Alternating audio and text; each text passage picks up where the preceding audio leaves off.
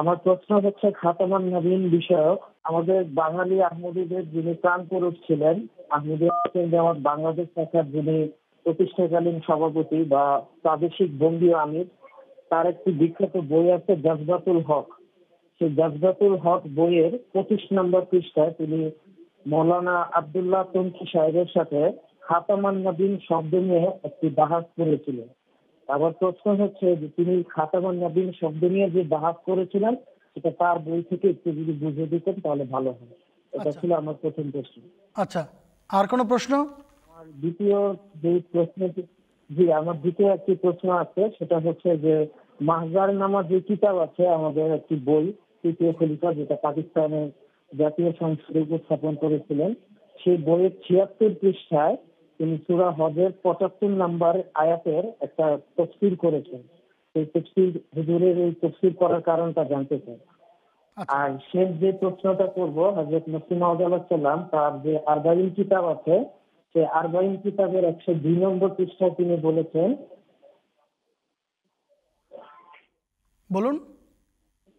জি শোনা যাচ্ছে? হ্যাঁ শোনা যাচ্ছে, আপনি বলুন, আমরা শুনতে পাচ্ছি।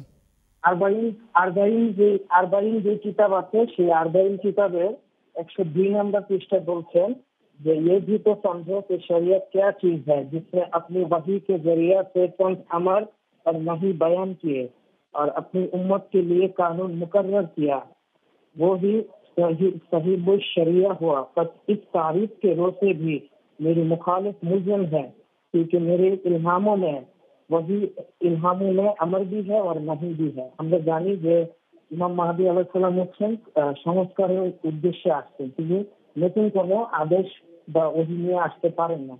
তিনি এখানে বলছেন যে আমার বহিতে আদেশ নিষেধ উভয়ই উল্লেখিত আছে। তো হুজুর এই কথাটার মাধ্যমে কি বুঝাতে চেয়েছেন সেই সূক্ষ্ম তত্ত্বটির বিষয়ে জানতে চাচ্ছিলাম। ধন্যবাদ আপনাকে 3টি প্রশ্ন করার জন্য। আমি শেষের দিক থেকে আসি, তৃতীয় প্রশ্নটি নিয়ে যাচ্ছি বাংলাদেশে মাওলানা আব্দুল আউয়াল সাহেবের কাছে। মাওলানা সাহেব, আমি আশা করি আপনি প্রশ্নটি শুনতে পেয়েছেন, উত্তর দিবেন প্লিজ। জি, আরবাঈন যে পুস্তক এবং সেখানে যে আলোচনা, সেটা একটা অদ্ভুত চমৎকার বিষয়। হযরত আকদাস মসিহ মাউদ ইমাম মাহদী আলাইহিস সালাম কোরআনের সূরা আল হাক্কার আয়াত 45 থেকে 48 বর্ণিত মানদণ্ডে নিজেকে সত্য প্রমাণ করছেন। বলছেন, দেখো হযরত মুহাম্মদ সাল্লাল্লাহু আলাইহি ওয়াসাল্লাম যখন আগমন করলেন, তাকে আল্লাহ তাআলা একটা মানদণ্ড দিয়েছিলেন। সেটা কি? ওয়ালাউ তাকাব্বালা আলাইনা বাযাল আকাবিল লাআখাযনা মিনহু বিল ইয়ামিন সুম্মা লাকাতা'না মিনহুল ওয়াতিন ফামা মিনকুম মিন আহাদিন আনহু হাজিজিন। আমার এই প্রিয়তম রসুলও যদি আমার বিরুদ্ধে মিথ্যা বানিয়ে বানিয়ে আরোপ করত আমার প্রতি, আমি তাকে ডান হাতে ধরতাম, তার জীবন শিরা কেটে দিতাম এবং তোমাদের মাঝে কেউ তাকে রক্ষা করতে পারত না। হযরত আকদাস মির্জা গোলাম আহমদ কাদিনী আলাইহিস সালাতু ওয়াস সালাম বলছেন, আমাকে মায়ারে নবুয়তে যাচাই করে দেখো, পরখ করে দেখো। বলছেন হযরত মুহাম্মদ সাল্লাল্লাহু আলাইহি ওয়াসাল্লাম 40 বছর বয়সে দাবি করেছেন আর মৃত্যুবরণ করেছেন 63 বছর বয়সে।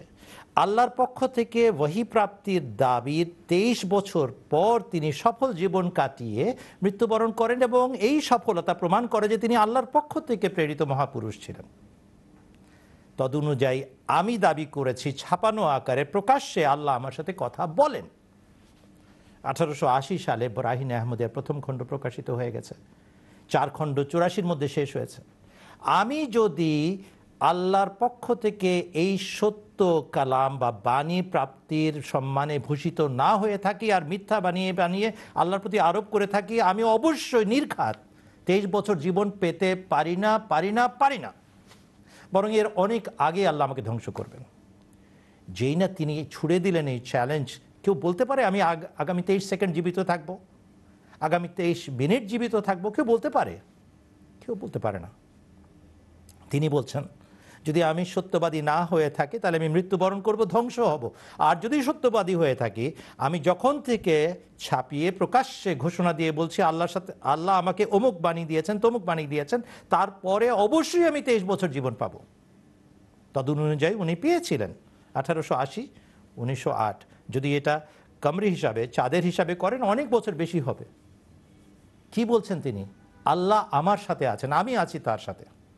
যেই নাম এই ধর্ম ব্যবসায়ী চক্র টের পেয়েছে যে সাংঘাতিক ব্যাপার, এখন তো তার সত্যতা প্রমাণ হয়ে যাবে, তখন ইনিয়ে বেনিয়ে তারা বলছে না না, এটা তো শরীয়ত বাহক নবীর জন্য মানদণ্ড।